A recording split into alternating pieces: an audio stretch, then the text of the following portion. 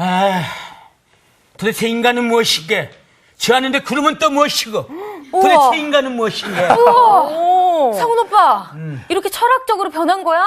김기서 선생님 수업을 듣더니 변했네. 너는 누군가? 어머. 아, 형님, 저도 그 고민에 대해서 고민을 해봤는데 뭐냐면 인간이란 바로 사랑을 먹는 존재? 어머! 애들을 이렇게 다 시적으로 변했어. 이렇게? 서당계도 3살 버릇 여든가. 아유, 뭐라고? 안전했네. 그만해, 그만. 거기까지. 네 눈은 왜 작은가? 왜 이렇게 눈이 보이지 않는 것인가? 아무 말도 하지 마. 거기까지. 서당계도 아유, 거기까지. 아주 좋았어. 알았다요. 선생님 오셨어. 잘했어요. 인간이란 무엇인가? 이게 여러분 오늘 대화 주제였네요. 네. 저희가 달라졌죠. 달라졌어요. 네. 조금 인간다워지고 있어요. 시편을 읽다 보니 말투도 이렇게 변하는군요. 그랬습니다. 상훈, 고마해. 자, 인간이란 무엇인가? 여러분 그런 질문 던졌는데 답을 아세요? 물음표죠. 답을 모르니까 질문한 겁니다. 인간은 서로 기대서 사는 존재 아닙니까? 맞는데 상투적이야. 인간은 예배하는 사들. 아유, 그것도 좀 상투적이고. 네. 자, 인간이 뭔지에 대해서 우리들이 참 알기 어려운데 이렇게 얘기할 수 있을 것 같아요. 인간이 누구인가 혹은 무엇인가에 대해 질문을 던지는 존재이다. 자, 다른 동물들은 자신의 존재에 대한 질문을 별로 안 할 것 같아요. 네. 사자가 초원에서 먼 초원을 바라보고 있어요. 사자가 아니야, 그럼 사자 아니야. 아니, 그런데 그 사자란 무엇인가? 나는 왜 짐승을 잡아먹어야 사는가? 정말 심하네요. 뭐 그렇게 생각할까요? 아니면 아니에요. 돼지가 돼지올가 나는 왜 안에서 꿀꿀거릴까? 나는 왜 구정물만 먹고 살아야 하는가? 맞아요. 이런 생각 안 하죠. 그런데 인간은 자신의 존재에 대해서 문제 삼는 존재인 것이죠. 그래서 어느 시인은 그렇게 얘기했습니다. 인간은 언제나 물음표인 거죠. 물음표예요, 인간은. 그런데 인간은 때때로 어떻기도 하냐면은 말없음표이기도 합니다. 알 수가 없어, 인생에 대해서. 그러나 그 시인이 얘기하죠. 하나님 앞에 서는 순간 느낌표로 서게 될 거다. 멋지다. 예, 물음표인데 인생은 말없음표였다가 느낌표로 진행해 가는 거죠. 어우, 시적인데요. 너무 시적이에요. 그 시야. 시야. 네. 시야. 시예요, 그 시구를 내가 인용만 안 했을 뿐이지 그런 그 흐름을 가지고 역시. 시를 쓰신 분이 있습니다. 인간이 무엇일까? 우린 인간이 무엇인가에 대한 질문을 하는 존재다 하는 얘기죠. 그래서 인간이 무엇인가에 대해서 깊이 생각하던 어느 시인이 정말 인간이라고 하는 것이 놀랍구나라고 느낀 시인이 있었겠죠. 시편 8편은 바로 그런 느낌의 세계로 우리를 안내해 주고 있습니다. 오늘 수업 시편 8강 인간이 무엇이게? 오늘 우리 시편 8편을 같이 읽어보려고 하는데요. 또 4가지의 번역본으로 이제 읽겠는데 먼저 나훈 씨부터 한번 낭독을 해 주실까요? 네. 여호와 우리 주여, 주의 이름이 온 땅에 어찌 그리 아름다운지요. 주의 영광이 하늘을 덮었나이다. 주의 대적으로 말미암아 어린 아이들과 젖먹이들의 입으로 권능을 세우시며 이는 원수들과 보복자들을 잠잠하게 하려 하심이니이다. 주의 손가락으로 만드신 주의 하늘과 주께서 베풀어 두신 달과 별들을 내가 보오니 사람이 무엇이기에 주께서 그를 생각하시며 인자가 무엇이기에 주께서 그를 돌보시나이까. 그를 하나님보다 조금 못하게 하시고 영화와 존귀로 관을 씌우셨나이다. 주의 손으로 만드신 것을 다스리게 하시고 만물을 그의 발 아래 두셨으니 곧 모든 소와 양과 들짐승이며 공중의 새와 바다의 물고기와 바닷길에 다니는 것이니이다. 여호와 우리 주여, 주의 이름이 온 땅에 어찌 그리 아름다운지요.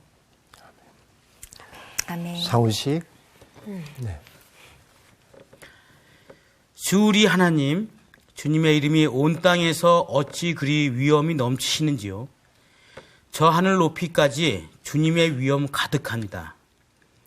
어린이와 젖먹이들까지도 그 입술로 주님의 위엄을 찬양합니다. 주님께서는 원수와 복수하는 무리를 꺾으시고 주님께 맞서는 자들을 막아낼 튼튼한 요새를 세우셨습니다. 주님께서 손수 만드신 저 하늘과 주님께서 친히 달아놓으신 저 달과 별들을 내가 봅니다. 사람이 무엇이기에 주님께서 이렇게까지 생각하여 주시며 사람의 아들이 무엇이기에 주님께서 이렇게까지 돌봐 주십니까? 주님께서는 그를 하나님보다 조금 못하게 하시고 그에게 존귀하고 영화로운 왕관을 씌워주셨습니다. 주님께서 손수 지으신 만물을 다스리게 하시고 모든 것을 그의 발 아래에 두셨습니다. 크고 작은 온갖 집짐승과 들짐승까지도 하늘을 나는 새들과 바다에서 놀고 있는 물고기와 물길 따라 움직이는 모든 것을 사람이 다스리게 하셨습니다. 주 우리의 하나님, 주님의 이름이 온 땅에서 어찌 그리 위엄이 넘치시는지요.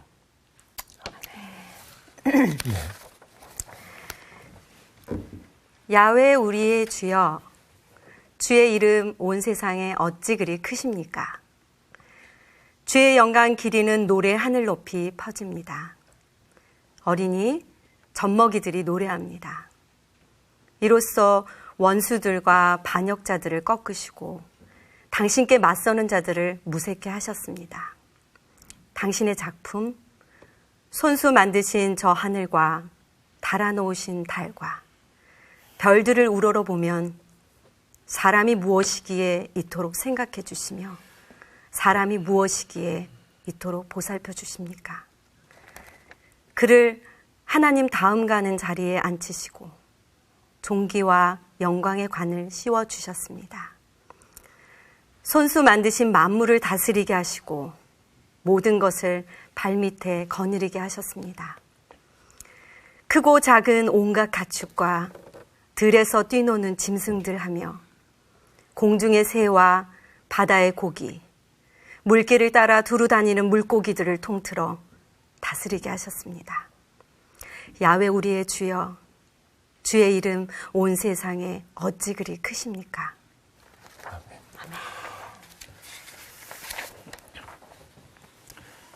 주 저희의 주님, 온 땅에 당신의 이름 이 얼마나 존엄하나이까.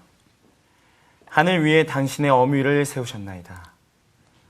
당신의 적들을 물리치시고 대항하는 자와 항거하는 자를 멸하시려 아기와 젖먹이들의 입에서 나오는 것으로 당신께서는 요새를 지으셨나이다. 우러러 당신의 하늘을 바라보나이다. 당신 손가락의 작품들을 당신께서 굳건히 세우신 달과 별들을. 인간이 무엇이옵니까? 당신께서 이토록 기억해 주시다니. 사람이 무엇이옵니까? 당신께서 이토록 돌봐 주시다니.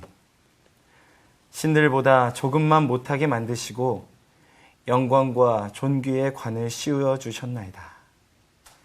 당신 손의 작품들을 다스리게 하시고 모든 것을 그의 발 아래에 두셨나이다. 저 모든 양떼와 소떼, 들짐승들 하며 하늘의 새들과 바다의 고기들, 물속 길을 다니는 것들이옵니다. 주 저희의 주님, 온 땅에 당신의 이름 이 얼마나 존엄하나이까. 아멘.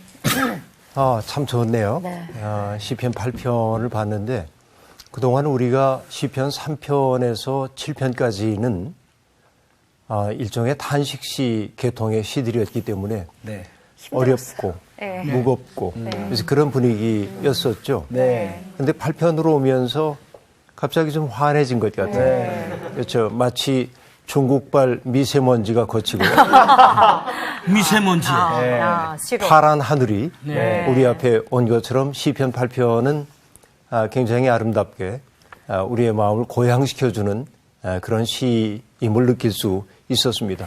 이 시를 읽으니까요. 네. 문득 저는 정말 생각나는 게 있어요. 추억이 그래요? 있어요. 어. 정말 한 10년 전에 프랑스의 주네브라는 곳에 촬영을 갔는데 거기에 저는 바다인 줄 알았어요.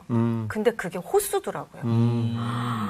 그거 보고는 제가 이 시편이 생각나는 거예요. 와, 하나님이 만드신 이거 호수예요? 이거 바다인 줄 알았는데 그때 그래서 너무나 되게 아름다워. 하나님의 그 장엄함을 다시 한번 그때 좀 생각. 에메랄드 색깔 아니었습니까? 그거? 시끄러웠고요.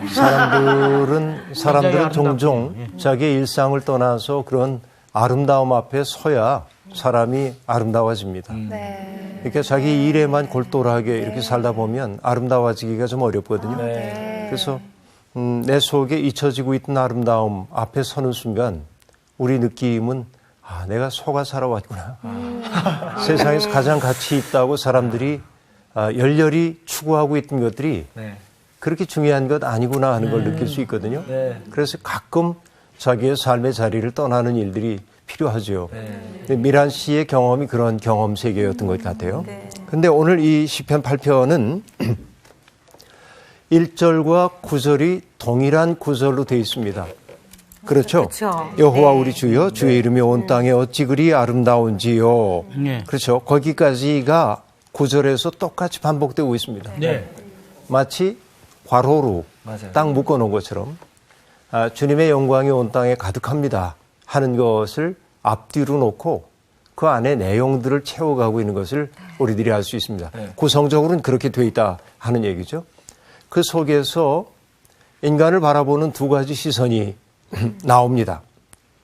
첫 번째가 뭐냐면 인간은 정말 보잘것없는 존재인 것처럼 보이는데 하나님이 그를 너무도 귀하게 만드셨다고 하는 것이 첫째이고 그런데 그런 인간이 죄를 짓고 타락하고 그래서 인간이 인간에 대해서 원수가 되는 그런 현실에 대한 이야기도 슬쩍 비치고 있죠. 여러분 홉스라고 하는 학자가 있는데요. 그 홉스가 했던 말 가운데 이런 얘기가 있습니다. 호모 호미니 루푸스. 호모? 네. 그런 말 라틴어인데요. 이건 무슨 뜻이냐면 인간은 인간에 대하여 늑대다 하는 말이죠. 네. 오늘도 우리가 살고 있는 세상에서 인간이 인간다움을 잃어버리고 늑대 듣기엔 억울하겠지만 상징적으로 늑대처럼 야수처럼 변해버리는 사람들이 많이 있죠. 구체적으로 그런 사람이 어떠한지에 대한 얘기는 하지 않지만 여기 이 시편에서도 주의 대적, 그쵸? 원수들, 보복자들 이런 사람들이 2절에 등장합니다. 그렇죠? 함께 살라고 지어졌던 인간이 서로에게 이웃이 되지 못하고 오히려 원수가 되고 있는 현실도 잠시 동안 얘기하고 있죠. 그러나 전반적인 분위기는 그럼에도 불구하고 하나님의 세계가 얼마나 장엄하고 아름다운지 이렇게 얘기해 줍니다. 근데 보니까 표제에 다윗의 시 그렇게 되어 있고요. 인도자를 따라 깃딧에 맞춘 노래 그럽니다. 우리가 지난주에 얘기할 때 시가요원이라고 하는 말이 무슨 뜻이냐고 물어봤더니 여러분 모른다고 그랬고 나도 모른다고 고백을 했는데 깃딧은 뭘까요? 깃딧은 악기 아닐까요? 악기? 알려고 하지 마. 악기? 깃딧에 맞춘 거니까. 깃딧.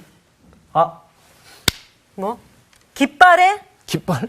아니야. 깃딧이 무슨 뭐 운율이나 뭐 국거리 장단 뭐 이런 느낌의 그럴 수도 장단. 있겠습니다. 그런데 학자들이 연구를 해보고 이럴 것 같아 이 정도로 얘기하는 겁니다. 확실하지 않아요.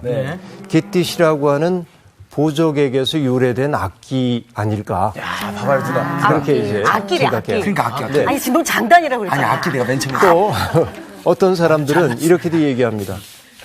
지중해성 기후에 잘 자라는 그 과일들이 있죠. 네. 어떤 것들이죠?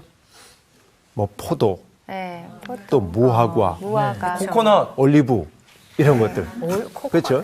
그런데 이런 것들을 수확할 때 부르는 수확철의 노래가 아닐까 그런 생각을 하는 사람들도 있습니다. 그러나 여전히 불분명합니다. 물음표로 남아. 네, 우리가 이제 그 짐작만 그렇게 해보는 거죠. 네. 그런데 여러분 8편의 1절을 보면 여호와 우리 주여 그렇게 돼 있죠. 네. 1절이 그렇게 하나님의 이름을 부르고 있습니다. 그런데 무심코 여호와 우리 주여 하고 얘기하지만 하나님의 이름이 이중적으로 반복되고 있음을 알 수 있습니다. 네. 하나는 여호와이고요. 또 하나는 우리 주여라고 얘기하고 있습니다. 여호와라고 하는 호칭은 여러분 기억나시는지 모르겠어요. 야훼. 야훼인데 그 호칭은 대개 어떤 때 사용된다고 얘기를 했었나요? 네. 예, 잘 기억이 안 나죠? 네. 우리가 기억이 안 나야 목사님 설명하시네. 네. 배웠나요? 그 떨기나무 뭐 그때 야훼. 여호와 혹은 야훼 야훼. 그 말하고 있는데 불 이 속에서 하나님은 대개 어떤 때냐면 그의 백성과 계약을 맺으신 하나님. 나는 너의 하나님이 되겠고 너희는 내 백성이 될 것이다 하고 언약을 맺었죠. 네. 언약을 맺었다고 하는 것은 뭐죠? 하나님이 우리에 대해서 책임을 지신다고 하는 얘기죠. 그렇죠? 그 책임을 지는 것을 일러서 우리는 성실이라고 얘기하고 그래서 하나님을 얘기할 때 신실하신 하나님 하고 말하는데 그 신실함은 뭐냐면 여기에 신실한 거예요. 인간과 맺었던 언약에 신실하신 것입니다. 네.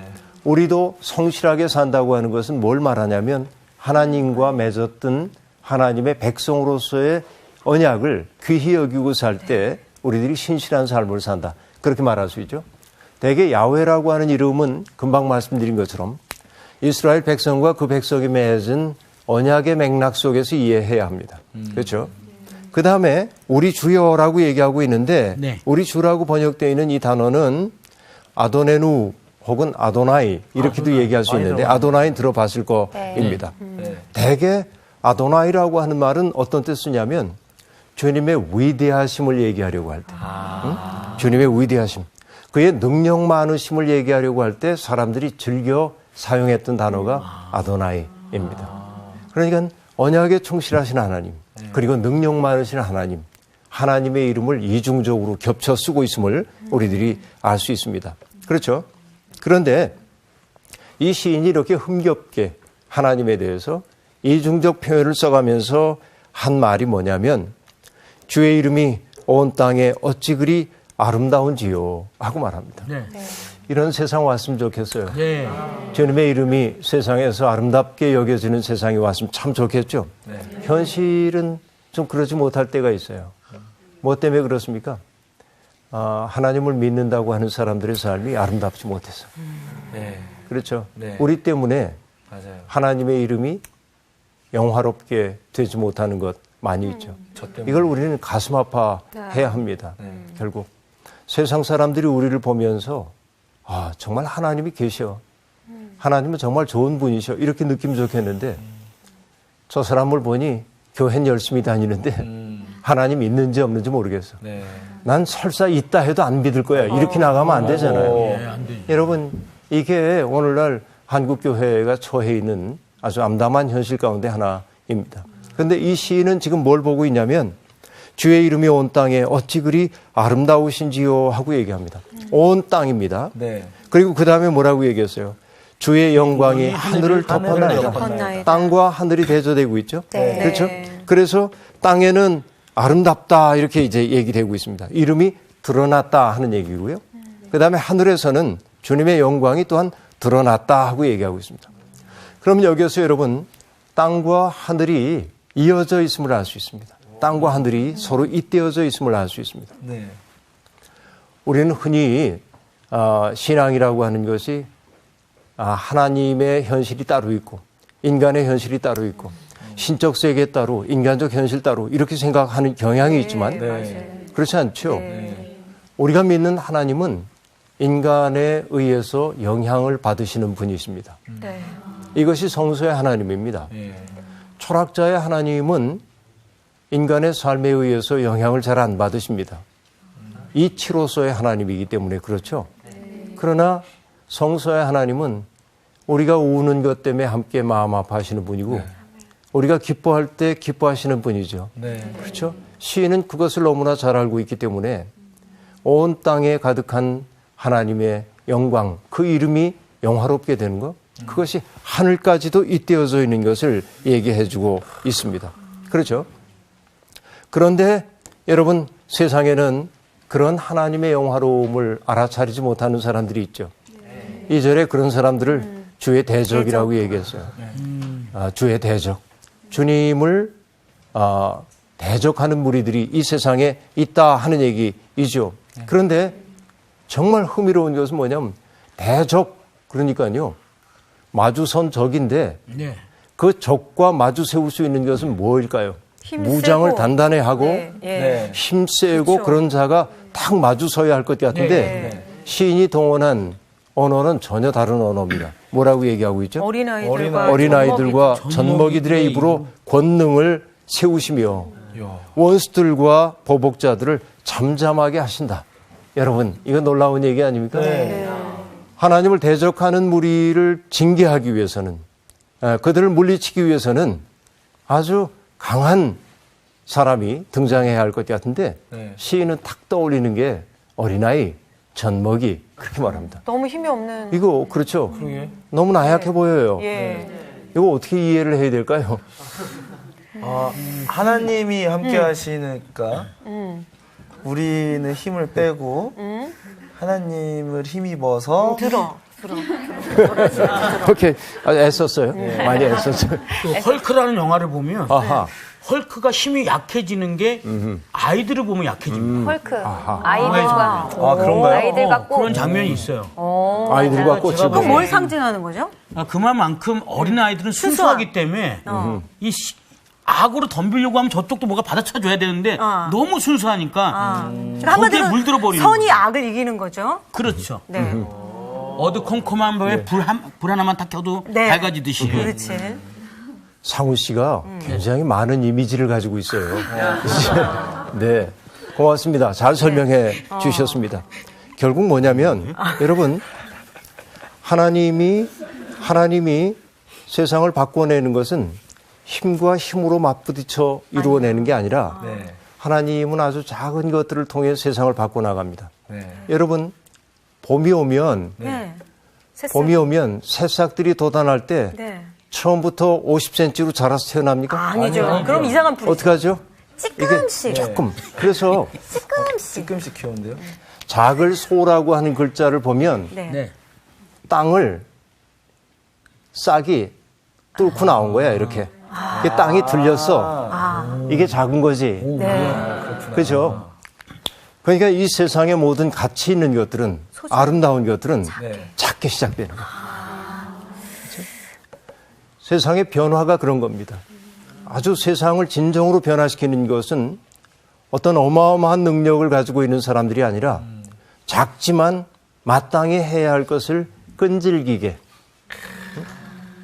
겨울이 돼가지고 여러분 겨울 추위 속에서도 나무들이 봄을 준비하잖아요. 네. 그리고 마침내 찬바람이 불고 있을 때 대지를 뚫고 네. 혹은 두터웠던 거죽을 뚫고 탁 나오잖아, 이게. 그 세계가 얼마나 장엄한 세계인지 모릅니다. 그 작은 것들이. 예수님도 하나님 나라를 비유할 때 겨자풀 하나님 나라 얘기하거든요. 작은 것들. 그렇죠?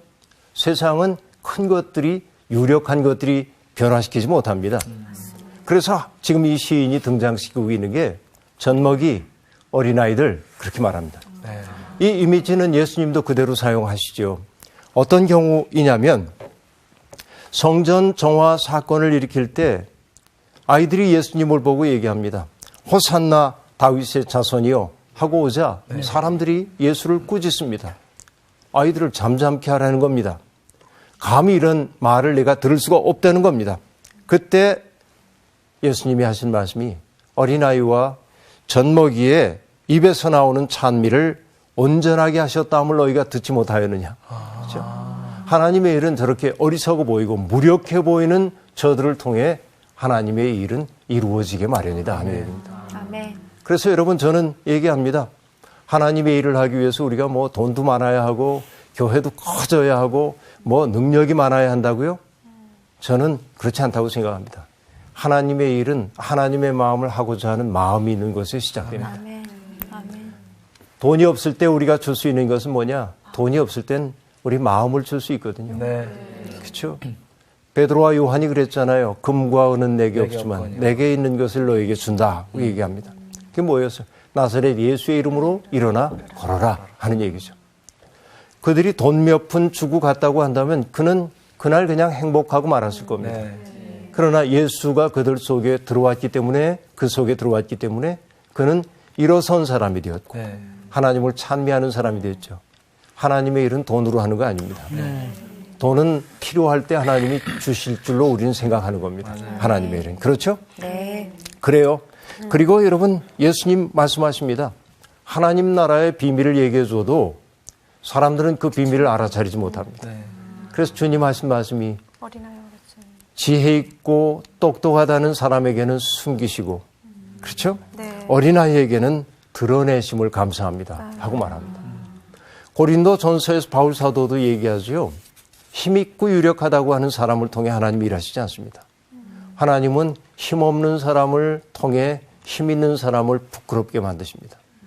그렇죠?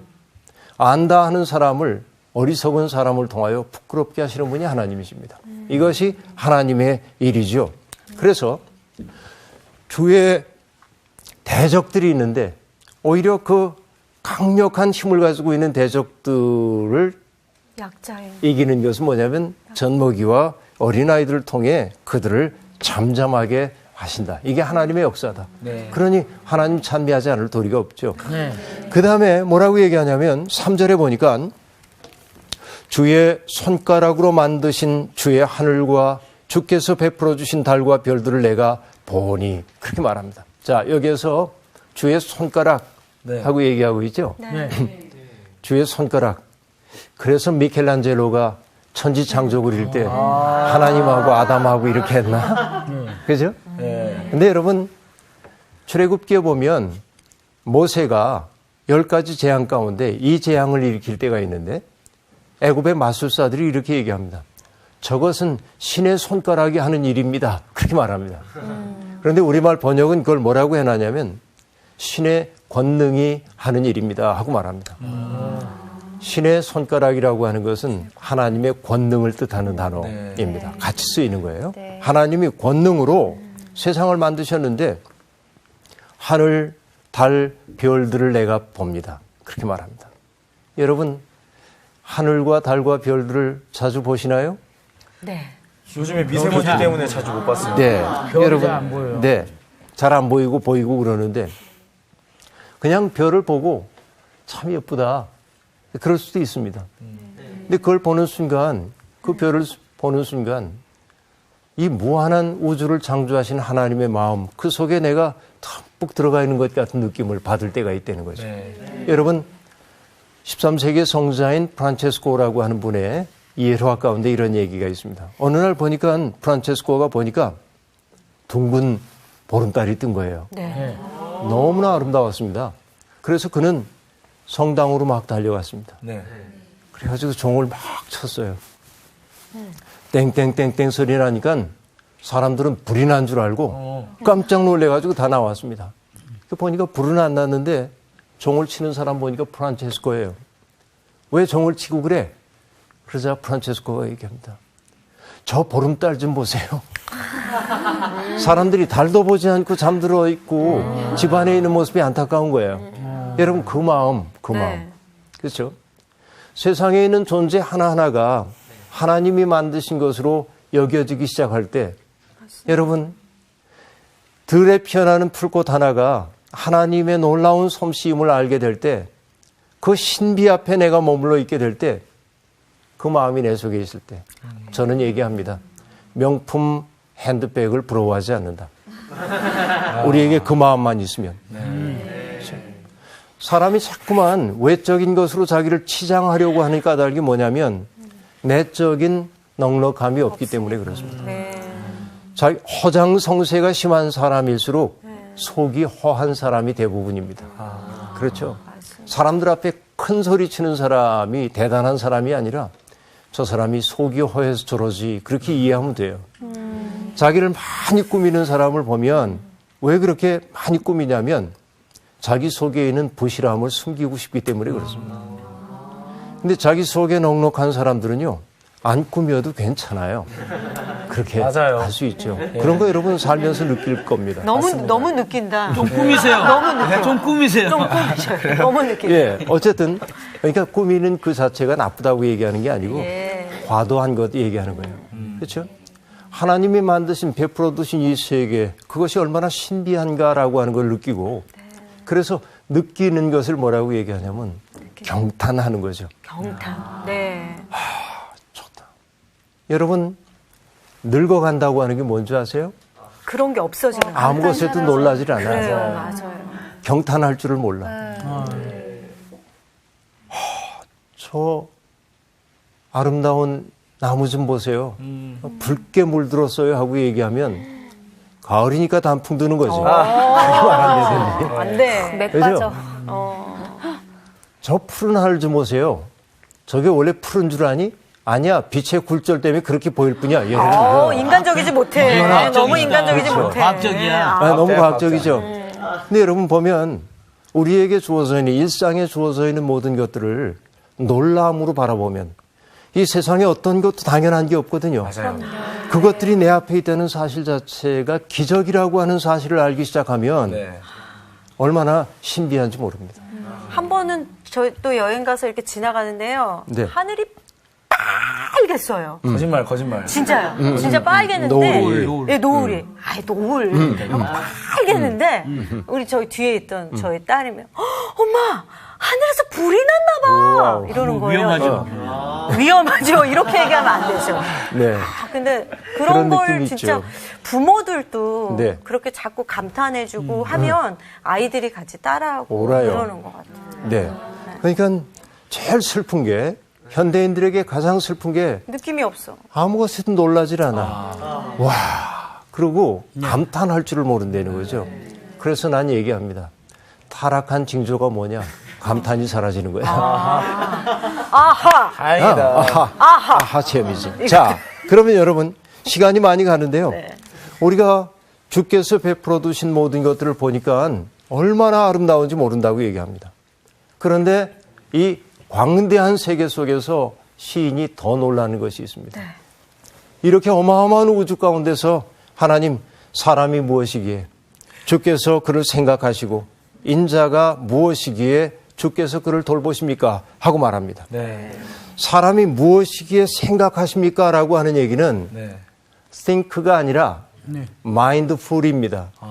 그에 대해서 마음을 써주는 거예요. 하나님이. 인간이 무엇이길래 하나님 그렇게 마음을 써주세요? 그 얘기예요. 그 다음에 인자가 무엇이기에 돌보십니까? 하고 말합니다. 여기서 말하는 돌본다고 하는 단어는 돌봄이기도 하지만 방문하다 그런 뜻이기도 합니다. 방문하다. 사람이 무엇이길래 하나님께서 직접 우리를 찾아오십니까? 그렇죠? 이게 너무 놀랍고 신비한 거야. 이 광활한 우주 가운데서 나라고 하는 존재를 하나님이 찾아와 주시고 돌봐 주시고 마음 써 주셔요. 그래서 너무나 놀랍니다. 그리고 하나님보다 인간을 조금 못하게 하시고 영화와 존귀로 관을 씌워 주셨다고 얘기하고 있습니다. 그렇죠? 인간이 이렇게 소중한 존재랍니다. 그러면 여러분, 인간에게 주어져 있는 소명이 있었죠? 그게 뭐였어요? 6절부터 보면 주의 손으로 만드신 것을 다스리게 하시고 라고 얘기합니다. 다스림. 그것은 어떤 것이 다스림이죠?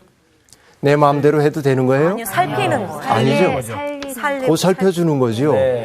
각각의 생명이 자기의 몫을 누리며 살 수 있도록 보살피는 것이 다스림이죠. 오늘 여러분 인간이 피조 세계를 잘 다스리고 있습니까? 아니요. 착취하고 있죠. 망치고 있어요. 이것이 우리의 지금 삶의 모습이라고 볼 수 있습니다. 세상에 있는 그 모든 것들이 다 하나님께로부터 온 것이라고 얘기하고 있습니다. 그렇죠. 네. 이 사실 하나를 우리들이 명심하게 될 때 제가 이전에 강의할 때도 얘기했지만 세상에 있는 모든 것들이 하나님께로부터 왔다고 우리들이 진짜 믿을 때 우리는 어떤 것도 함부로 대할 수가 없습니다.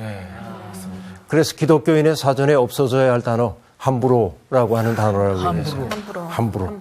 누구도 함부로 대할 수 없어. 어떤 것도 소중히 여겨야 돼. 그래서 인디안들은요 자기에게 필요한 뭔가를 자연으로부터 얻으려고 할 때 말을 한다고 그러죠. 내가 필요해서 가져가려고 하는데 양해를 좀 해줘. 그러고 가져간대요. 여러분 이게 생태적 삶의 방식이죠. 이것이 아름다운 삶의 조건이라고 볼 수 있습니다. 인간이 인간다운 것은 놀랄 줄 알 때요. 그렇죠? 여호와 우리 주여 주의 이름이 온 땅에 어찌 그리 아름다운지요. 이게 우리의 고백이 되었으면 좋겠습니다. 우리 이 곡 노래가 있죠? 네. 이 곡 한번 불러보고 싶어요. 가능하죠? 좋습니다. 때마침 기타가 있나요? 어디서 갖고 왔니? 신기하다. 그러게요. 네. 같이 한번 부르죠. 네.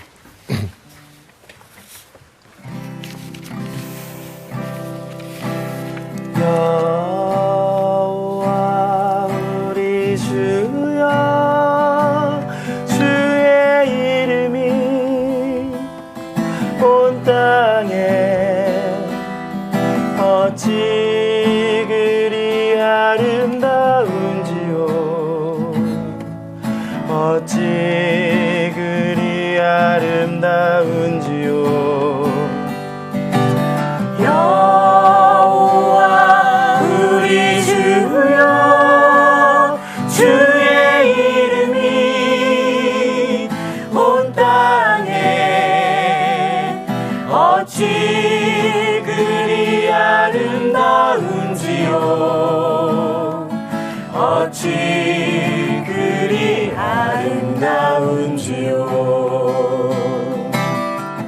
주의 손가락으로 지으신 주의 하늘과 주나 베풀어 두신 달과 별 내가 보니 사람이 무엇이 건데 주께서 저를 생각하시며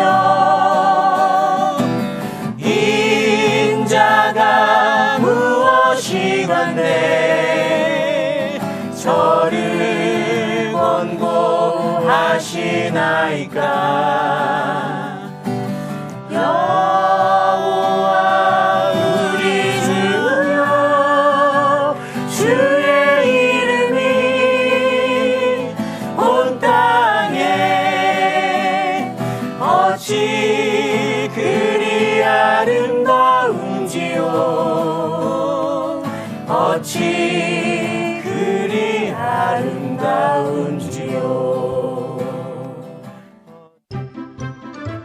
이번 주 퀴즈입니다. 여호와 우리 주여 주의 이름이 온 땅에 찬양으로도 만들어진 이 다윗의 시는 시편 몇 편일까요? 1번 시편 1편 2번 시편 8편 3번 시편 30편 4번 시편 110편 정답을 아시는 분은 CBS 성서학당 홈페이지에 정답을 올려주시거나 우편으로 보내주시면 됩니다. 보내실 곳은 서울특별시 양천구 목동서로 159의 1번지 CBS 성서학당 담당자 앞입니다. 연락처를 꼭 남겨주세요. 선정되신 분들에게는 대한성서공회에서 성경, 송태근 선생님의 궤도남마 요한계시록, 궤도남마 사도행전, 김규석 선생님의 시편 설교 모음 행복하십니까? 아니요 감사합니다. 신우인 선생님의 이사야서 강의, 예수님의 지문이 찍힌 책 가운데 하나를 드립니다.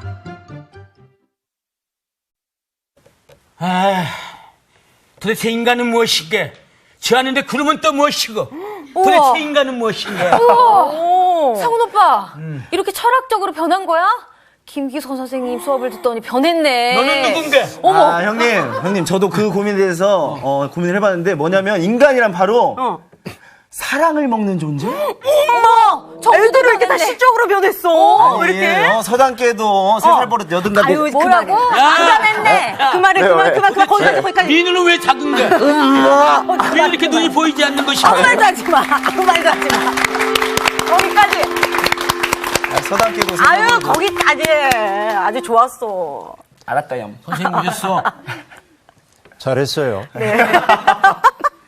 인간이란 무엇인가? 이게 여러분 오늘 대화 주제였네요. 네. 저희가 달라졌죠. 달라졌어요. 예, 조금 인간다워지고 있어요. 시편을 읽다 보니 말투도 이렇게 변하는군요. 그랬습니다. 상훈, 고마해. 자, 인간이란 무엇인가? 여러분 그런 질문 던졌는데 답을 아세요? 물음표죠. 답을 모르니까 질문한 겁니다. 인간은 서로 기대서 사는 존재 아닙니까? 맞는데 상투적이야. 인간은 예배하는 사들. 아유, 그것도 좀 상투적이고. 네. 자, 인간이 뭔지에 대해서 우리들이 참 알기 어려운데 이렇게 얘기할 수 있을 것 같아요. 인간이 누구인가 혹은 무엇인가에 대해 질문을 던지는 존재이다. 자, 다른 동물들은 자신의 존재에 대한 질문을 별로 안 할 것 같아요. 네. 사자가 초원에서 먼 초원을 바라보고 있어요. 사자가 아니야, 그럼 사자 아니야. 아니, 그런데 그 사자가 사자란 무엇인가? 나는 왜 짐승을 잡아먹어야 사는가? 정말 심하네요. 뭐 그렇게 생각할까요? 아니면 아니요. 돼지가 돼지올까 나는 왜 안에서 꿀꿀거릴까? 나는 왜 구정물만 먹고 살아야 하는가? 맞아요. 이런 생각 안 하죠. 그런데 인간은 자신의 존재에 대해서 문제 삼는 존재인 것이죠. 그래서 어느 시인은 그렇게 얘기했습니다. 인간은 언제나 물음표인 거죠. 물음표예요, 인간은. 그런데 인간은 때때로 어떻기도 하냐면은 말없음표이기도 합니다. 알 수가 없어, 인생에 대해서. 그러나 그 시인이 얘기하죠. 하나님 앞에 서는 순간 느낌표로 서게 될 거다. 멋지다. 예, 물음표인데 인생은 말없음표였다가 느낌표로 진행해 가는 거죠. 어우, 시적인데요. 너무 시적이에요. 그 시야. 시야. 네. 시야. 시예요, 누나. 그 시구를 내가 인용만 안 했을 뿐이지 그런 그 흐름을 가지고 시를 쓰신 분이 있습니다. 인간이 무엇일까? 우린 인간이 무엇인가에 대한 질문을 하는 존재다 하는 얘기죠. 그래서 인간이 무엇인가에 대해서 깊이 생각하던 어느 시인이 정말 인간이라고 하는 것이 놀랍구나라고 느낀 시인이 있었겠죠. 시편 8편은 바로 그런 느낌의 세계로 우리를 안내해 주고 있습니다. 오늘 수업 시편 8강 인간이 무엇이게. 오늘 우리 시편 8편을 같이 읽어보려고 하는데요. 또 4가지의 번역본으로 이제 읽겠는데 먼저 나훈 씨부터 한번 낭독을 해 주실까요? 네. 여호와 우리 주여, 주의 이름이 온 땅에 어찌 그리 아름다운지요. 주의 영광이 하늘을 덮었나이다. 주의 대적으로 말미암아 어린 아이들과 젖먹이들의 입으로 권능을 세우시며 이는 원수들과 보복자들을 잠잠하게 하려 하심이니이다. 주의 손가락으로 만드신 주의 하늘과 주께서 베풀어 두신 달과 별들을 내가 보오니 사람이 무엇이기에 주께서 그를 생각하시며 인자가 무엇이기에 주께서 그를 돌보시나이까. 그를 하나님보다 조금 못하게 하시고 영화와 존귀로 관을 씌우셨나이다. 주의 손으로 만드신 것을 다스리게 하시고 만물을 그의 발 아래 두셨으니 곧 모든 소와 양과 들짐승이며 공중의 새와 바다의 물고기와 바닷길에 다니는 것이니이다. 여호와 우리 주여, 주의 이름이 온 땅에 어찌 그리 아름다운지요. 아멘. 상훈 씨. 주 우리 하나님, 주님의 이름이 온 땅에서 어찌 그리 위엄이 넘치시는지요. 저 하늘 높이까지 주님의 위엄 가득합니다. 어린이와 젖먹이들까지도 그 입술로 주님의 위엄을 찬양합니다. 주님께서는 원수와 복수하는 무리를 꺾으시고 주님께 맞서는 자들을 막아낼 튼튼한 요새를 세우셨습니다. 주님께서 손수 만드신 저 하늘과 주님께서 친히 달아놓으신 저 달과 별들을 내가 봅니다. 사람이 무엇이기에 주님께서 이렇게까지 생각하여 주시며 사람의 아들이 무엇이기에 주님께서 이렇게까지 돌봐 주십니까? 주님께서는 그를 하나님보다 조금 못하게 하시고 그에게 존귀하고 영화로운 왕관을 씌워주셨습니다. 주님께서 손수 지으신 만물을 다스리게 하시고 모든 것을 그의 발 아래에 두셨습니다. 하늘이 이어져 있음을 알 수 있습니다. 땅과 하늘이 서로 잇대어져 있음을 알 수 있습니다. 네. 우리는 흔히 신앙이라고 하는 것이 하나님의 현실이 따로 있고 인간의 현실이 따로 있고 신적 세계 따로 인간적 현실 따로 이렇게 생각하는 경향이 있지만 그렇지 않죠. 우리가 믿는 하나님은 인간에 의해서 영향을 받으시는 분이십니다. 이것이 성서의 하나님입니다. 철학자의 하나님은 인간의 삶에 의해서 영향을 잘 안 받으십니다. 이치로서의 하나님이기 때문에 그렇죠. 그러나 성서의 하나님은 우리가 우는 것 때문에 함께 마음 아파하시는 분이고 우리가 기뻐할 때 기뻐하시는 분이죠. 그렇죠. 시인은 그것을 너무나 잘 알고 있기 때문에 온 땅에 가득한 하나님의 영광, 그 이름이 영화롭게 되는 것, 그것이 하늘까지도 잇대어져 있는 것을 얘기해주고 있습니다. 그렇죠. 그런데 여러분, 세상에는 그런 하나님의 영화로움을 알아차리지 못하는 사람들이 있죠. 2절에 그런 사람들을 주의 대적이라고 얘기했어요. 주의 대적.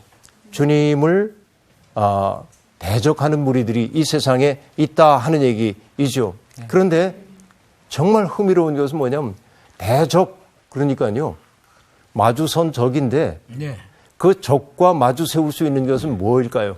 무장을 단단히 하고 힘세고 그렇죠. 그런 자가 딱 마주 서야 할 것 같은데 시인이 동원한 언어는 전혀 다른 언어입니다. 뭐라고 얘기하고 있죠? 어린아이들과 젖먹이들의 입으로 권능을 세우시며 원수들과 보복자들을 잠잠하게 하신다.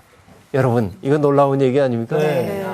하나님을 대적하는 무리를 징계하기 위해서는, 그들을 물리치기 위해서는 아주 강한 사람이 등장해야 할 것 같은데 시인은 탁 떠올리는 게 어린아이, 젖먹이 그렇게 말합니다. 너무 힘이 없는. 이거 그렇죠. 너무 나약해 보여요. 이거 어떻게 이해를 해야 될까요? 하나님이 함께 하시니까 우리는 힘을 빼고 하나님을 힘입어서 그렇게 애썼어요. 많이 애썼어요. 또 헐크라는 영화를 보면 헐크가 힘이 약해지는 게 아이들을 보면 약해집니다. 헐크. 아이들과. 그런가요? 아이들과 꼭. 그런 장면이 있어요. 아이들과 꽃을 제가 보고. 뭘 상징하는 거죠? 그만큼 어린아이들은 순수하기 때문에 이 악으로 덤비려고 하면 저쪽도 뭐가 받아쳐줘야 되는데 너무 순수하니까 거기에 물들어 버리는 선이 거예요. 악을 이기는 거죠. 그렇죠. 네. 어두컴컴한 밤에 불 하나만 딱 켜도 밝아지듯이. 그렇지. 상우 씨가 굉장히 많은 이미지를 가지고 있어요. 네, 고맙습니다. 잘 설명해 주셨습니다. 결국 뭐냐면 여러분, 하나님이 세상을 바꿔내는 것은 힘과 힘으로 맞부딪혀 이루어내는 게 아니라 하나님은 아주 작은 것들을 통해 세상을 바꿔나갑니다. 여러분, 봄이 오면 새싹들이 돋아날 때 처음부터 50cm로 자라서 태어납니까? 아니죠. 그럼 이상한 풀이. 어떡하죠? 찌끔씩. 조금. 그래서 찌끔씩 키우는데요. 작을 소라고 하는 글자를 보면 땅을 싹이 뚫고 나온 거야, 이렇게. 이게 땅이 들렸어. 이게 작은 거지. 그렇죠? 그러니까 이 세상의 모든 가치 있는 것들은, 아름다운 것들은 작게 시작되는 거예요. 그렇죠? 세상의 변화가 그런 겁니다.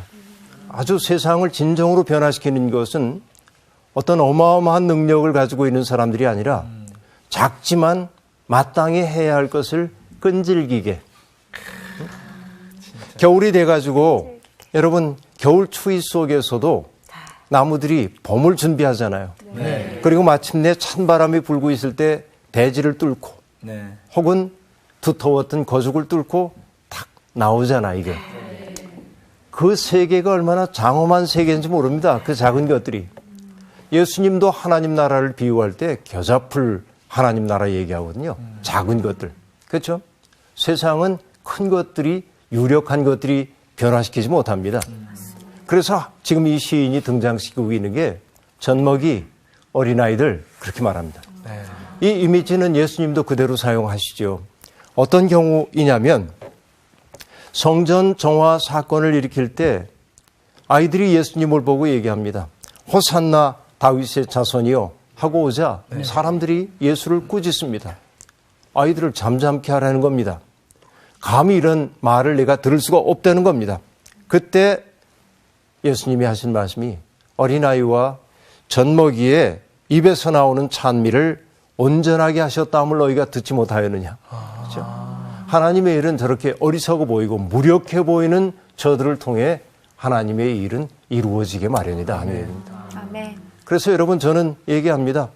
하나님의 일을 하기 위해서 우리가 뭐 돈도 많아야 하고 교회도 커져야 하고 뭐 능력이 많아야 한다고요? 저는 그렇지 않다고 생각합니다. 하나님의 일은 하나님의 마음을 하고자 하는 마음이 있는 것에 시작됩니다. 아멘. 아멘. 돈이 없을 때 우리가 줄 수 있는 것은 뭐냐? 돈이 없을 땐 우리 마음을 줄 수 있거든요. 그렇죠? 베드로와 요한이 그랬잖아요. 금과 은은 내게 없지만 내게 있는 것을 너에게 준다고 얘기합니다. 그게 뭐였어요? 나사렛 예수의 이름으로 일어나 걸어라 하는 얘기죠. 그들이 돈 몇 푼 주고 갔다고 한다면 그는 그날 그냥 행복하고 말았을 겁니다. 그러나 예수가 그들 속에 들어왔기 때문에, 그 속에 들어왔기 때문에 그는 일어선 사람이 되었고 하나님을 찬미하는 사람이 되었죠. 하나님의 일은 돈으로 하는 거 아닙니다. 돈은 필요할 때 하나님이 주실 줄로 우리는 생각하는 겁니다. 하나님의 일은. 그렇죠? 네. 그래요. 그리고 여러분 예수님 말씀하십니다. 하나님 나라의 비밀을 얘기해 줘도 사람들은 그 비밀을 알아차리지 못합니다. 그래서 주님 하신 말씀이 지혜 있고 똑똑하다는 사람에게는 숨기시고 그렇죠? 어린아이에게는 드러내심을 감사합니다 하고 말합니다. 고린도 전서에서 바울 사도도 얘기하죠. 힘있고 유력하다고 하는 사람을 통해 하나님이 일하시지 않습니다. 하나님은 힘없는 사람을 통해 힘있는 사람을 부끄럽게 만드십니다. 그렇죠? 안다 하는 사람을, 어리석은 사람을 통하여 부끄럽게 하시는 분이 하나님이십니다. 이것이 하나님의 일이죠. 그래서 주의 대적들이 있는데 오히려 그 강력한 힘을 가지고 있는 대적들을 이기는 것은 뭐냐면 젖먹이와 어린아이들을 통해 그들을 잠잠하게 하신다. 이게 하나님의 역사다. 그러니 하나님 찬미하지 않을 도리가 없죠. 그 다음에 뭐라고 얘기하냐면 3절에 보니까 주의 손가락으로 만드신 주의 하늘과 주께서 베풀어 주신 달과 별들을 내가 보니 그렇게 말합니다. 자, 여기에서 주의 손가락 하고 얘기하고 있죠. 주의 손가락. 그래서 미켈란젤로가 천지창조 그릴 때 하나님하고 아담하고 이렇게 했나? 그죠? 근데 여러분 출애굽기에 보면 모세가 10가지 재앙 가운데 이 재앙을 일으킬 때가 있는데 애굽의 마술사들이 이렇게 얘기합니다. 저것은 신의 손가락이 하는 일입니다. 그렇게 말합니다. 그런데 우리말 번역은 그걸 뭐라고 해놨냐면 신의 권능이 하는 일입니다 하고 말합니다. 신의 손가락이라고 하는 것은 하나님의 권능을 뜻하는 단어입니다. 같이 쓰이는 거예요. 하나님이 권능으로 세상을 만드셨는데 하늘, 달, 별들을 내가 봅니다. 그렇게 말합니다. 여러분 하늘과 달과 별들을 자주 보시나요? 네. 요즘에 미세먼지 때문에 자주 못 봤어요. 네. 여러분, 안 보여요. 네. 잘 안 보이고 보이고 그러는데 그냥 별을 보고 참 예쁘다. 그럴 수도 있습니다. 근데 그걸 보는 순간, 그 별을 보는 순간 이 무한한 우주를 창조하신 하나님의 마음, 그 속에 내가 듬뿍 들어가 있는 것 같은 느낌을 받을 때가 있다는 거죠. 여러분, 13세기 성자인 프란체스코라고 하는 분의 예화 가운데 이런 얘기가 있습니다. 어느 날 보니까 프란체스코가 보니까 둥근 보름달이 뜬 거예요. 너무나 아름다웠습니다. 그래서 그는 성당으로 막 달려갔습니다. 그래가지고 종을 막 쳤어요. 땡땡땡땡 소리 나니까 사람들은 불이 난 줄 알고 깜짝 놀래가지고 다 나왔습니다. 보니까 불은 안 났는데 종을 치는 사람 보니까 프란체스코예요. 왜 종을 치고 그래? 그러자 프란체스코가 얘기합니다. 저 보름달 좀 보세요. 사람들이 달도 보지 않고 잠들어 있고 집안에 있는 모습이 안타까운 거예요. 여러분 그 마음. 그렇죠? 세상에 있는 존재 하나하나가 하나님이 만드신 것으로 여겨지기 시작할 때 여러분 들에 피어나는 풀꽃 하나가 하나님의 놀라운 솜씨임을 알게 될 때 그 신비 앞에 내가 머물러 있게 될 때 그 마음이 내 속에 있을 때 저는 얘기합니다. 명품 핸드백을 부러워하지 않는다. 우리에게 그 마음만 있으면. 사람이 자꾸만 외적인 것으로 자기를 치장하려고 하는 까닭이 뭐냐면 내적인 넉넉함이 없기 때문에 그렇습니다. 자기 허장성세가 심한 사람일수록 속이 허한 사람이 대부분입니다. 그렇죠. 사람들 앞에 큰 소리 치는 사람이 대단한 사람이 아니라 저 사람이 속이 허해서 저러지 그렇게 이해하면 돼요. 자기를 많이 꾸미는 사람을 보면 왜 그렇게 많이 꾸미냐면 자기 속에 있는 부실함을 숨기고 싶기 때문에 그렇습니다. 근데 자기 속에 넉넉한 사람들은요 안 꾸며도 괜찮아요. 그렇게 할 수 있죠. 그런 거 여러분 살면서 느낄 겁니다. 너무 느낀다. 좀 꾸미세요. 좀 꾸미세요. 좀 꾸미셔요. 너무 느낀다. 예, 어쨌든 그러니까 꾸미는 그 자체가 나쁘다고 얘기하는 게 아니고 과도한 것 얘기하는 거예요. 그렇죠? 하나님이 만드신 베풀어 두신 이 세계 그것이 얼마나 신비한가라고 하는 걸 느끼고 그래서 느끼는 것을 뭐라고 얘기하냐면 경탄하는 거죠. 경탄. 좋다. 여러분 늙어간다고 하는 게 뭔지 아세요? 그런 게 없어지는 거예요. 아무 것에도 놀라질 않아요. 그래요. 맞아요. 경탄할 줄을 몰라. 저 아름다운 나무 좀 보세요. 붉게 물들었어요 하고 얘기하면 가을이니까 단풍 드는 거지. 그렇게 말하면 되는데. 안 돼. 맥 그죠? 빠져.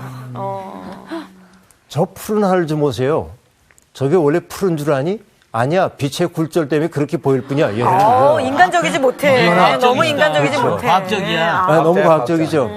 근데 여러분 보면 우리에게 주어져 있는 일상에 주어져 있는 모든 것들을 놀라움으로 바라보면 이 세상에 어떤 것도 당연한 게 없거든요. 맞아요.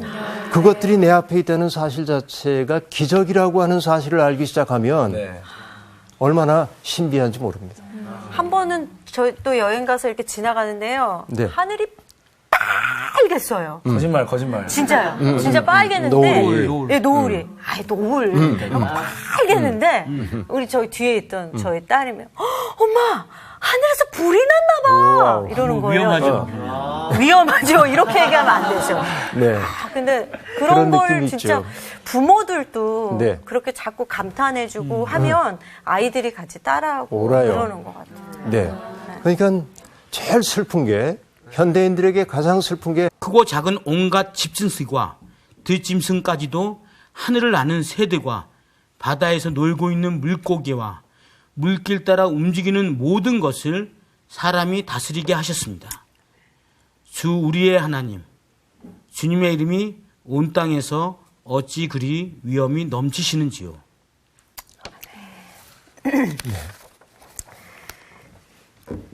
야훼 우리의 주여, 주의 이름 온 세상에 어찌 그리 크십니까? 주의 영광 길이는 노래 하늘 높이 퍼집니다. 어린이, 젖먹이들이 노래합니다. 이로써 원수들과 반역자들을 꺾으시고 당신께 맞서는 자들을 무색해 하셨습니다. 당신의 작품, 손수 만드신 저 하늘과 달아놓으신 달과 별들을 우러러보면 사람이 무엇이기에 이토록 생각해 주시며 사람이 무엇이기에 이토록 보살펴 주십니까? 그를 하나님 다음 가는 자리에 앉히시고 존귀와 영광의 관을 씌워 주셨습니다. 손수 만드신 만물을 다스리게 하시고 모든 것을 발밑에 거느리게 하셨습니다. 크고 작은 온갖 가축과 들에서 뛰노는 짐승들 하며 공중의 새와 바다의 고기, 물길을 따라 두루 다니는 물고기들을 통틀어 다스리게 하셨습니다. 야훼 우리의 주여, 주의 이름 온 세상에 어찌 그리 크십니까?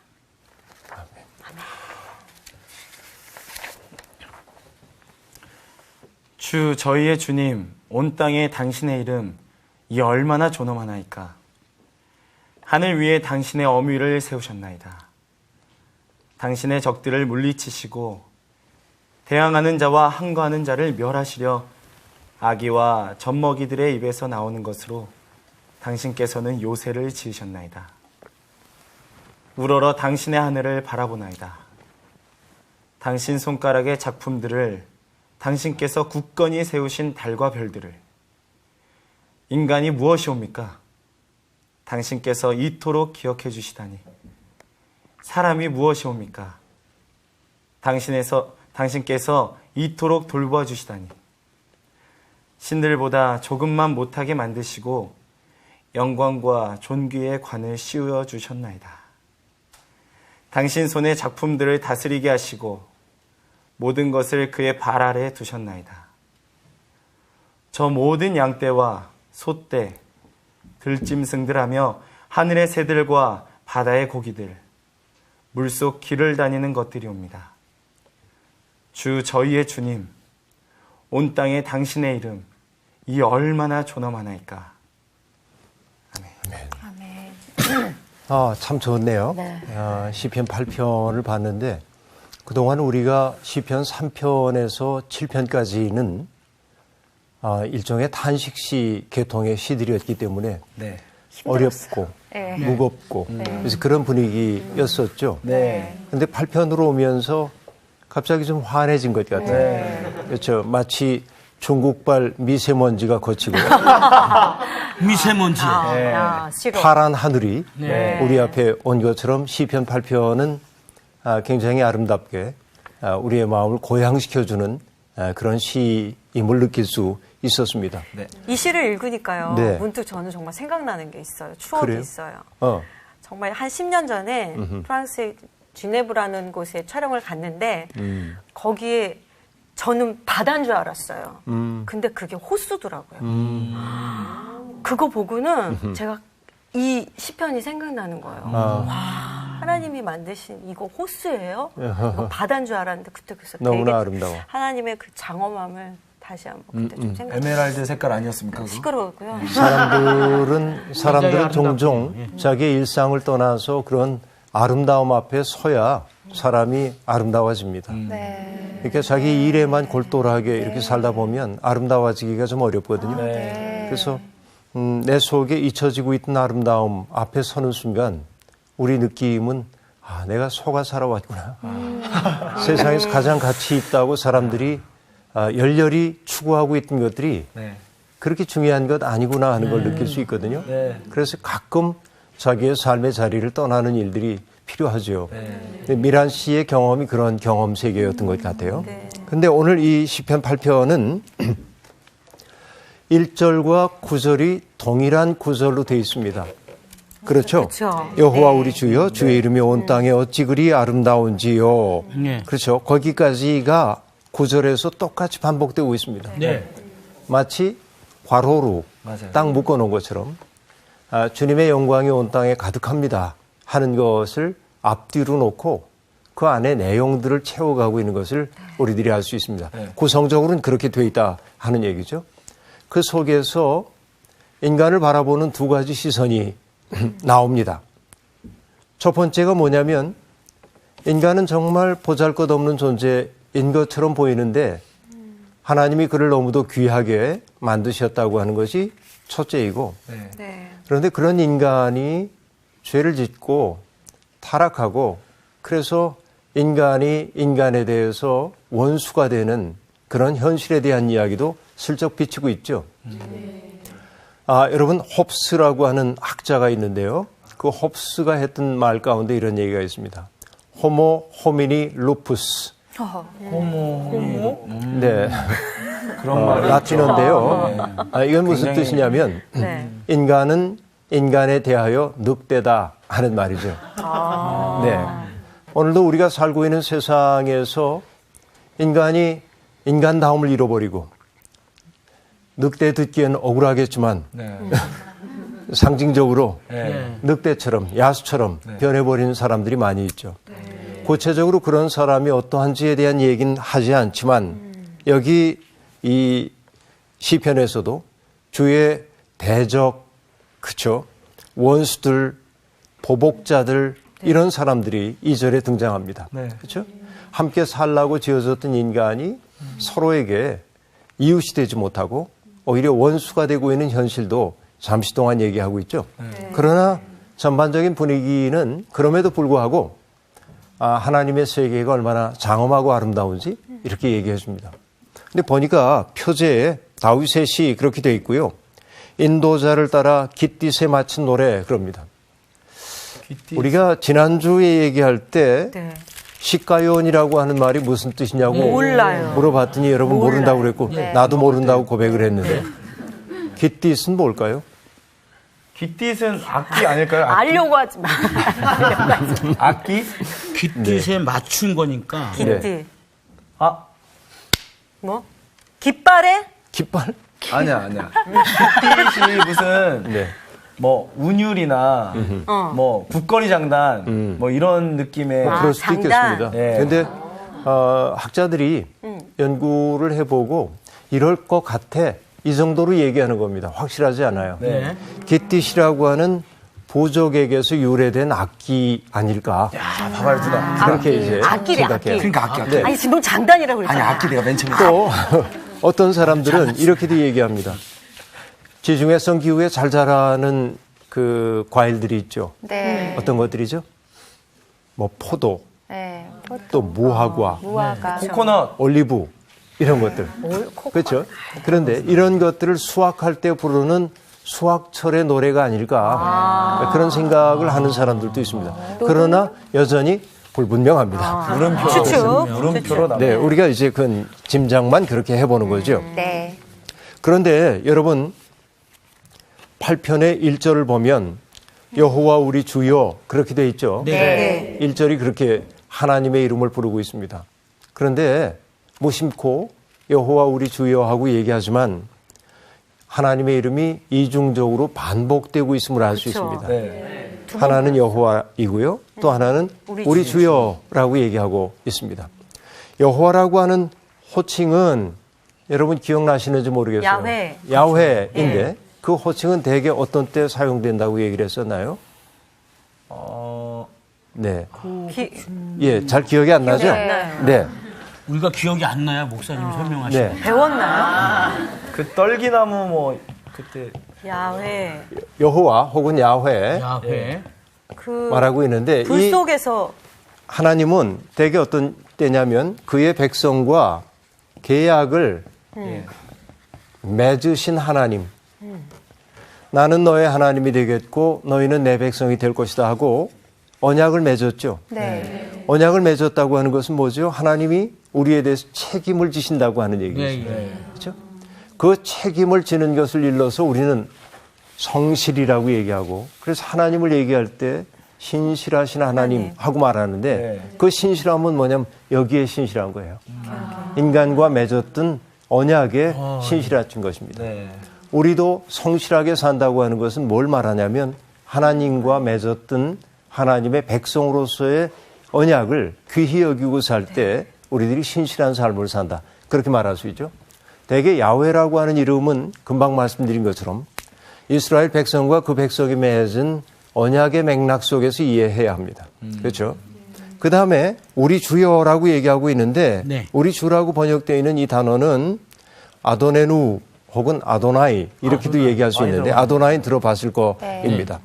대개 아도나이라고 하는 말은 어떤 뜻이냐면 주님의 위대하심을 얘기하려고 할 때, 주님의 위대하심, 그의 능력 많으심을 얘기하려고 할 때 사람들이 즐겨 사용했던 단어가 아도나이입니다. 그러니까 언약에 충실하신 하나님, 그리고 능력 많으신 하나님, 하나님의 이름을 이중적으로 겹쳐 쓰고 있음을 우리들이 알 수 있습니다. 그렇죠?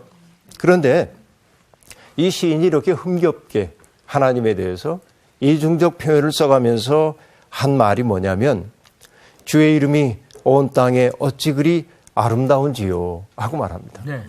이런 세상 왔으면 좋겠어요. 네. 주님의 이름이 세상에서 아름답게 여겨지는 세상이 왔으면 참 좋겠죠. 네. 현실은 좀 그러지 못할 때가 있어요. 뭐 때문에 그렇습니까? 하나님을 믿는다고 하는 사람들의 삶이 아름답지 못해서. 네. 그렇죠. 네. 우리 때문에 맞아요. 하나님의 이름이 영화롭게 되지 못하는 것 많이 있죠. 저 때문에. 이걸 우리는 가슴 아파해야 합니다. 결국 세상 사람들이 우리를 보면서 정말 하나님이 계셔. 하나님은 정말 좋은 분이셔. 이렇게 느끼면 좋겠는데 저 사람을 보니 교회는 열심히 다니는데 하나님 있는지 없는지 모르겠어. 네. 난 설사 있다 해도 안 믿을 거야. 이렇게 나가면 안 되잖아요. 네, 안 되죠. 여러분, 이게 오늘날 한국교회가 처해 있는 아주 암담한 현실 가운데 하나입니다. 그런데 이 시인은 지금 뭘 보고 있냐면 주의 이름이 온 땅에 어찌 그리 아름다우신지요 하고 얘기합니다. 온 땅입니다. 네. 그리고 그 다음에 뭐라고 얘기했어요? 주의 영광이 하늘을 덮었나이다. 덮었나이다. 땅과 하늘이 대조되고 있죠. 네. 그렇죠? 그래서 땅에는 아름답다 이렇게 이제 얘기되고 있습니다. 이름이 드러났다 하는 얘기고요. 그 다음에 하늘에서는 주님의 영광이 또한 드러났다 하고 얘기하고 있습니다. 그럼 여기서 여러분 땅과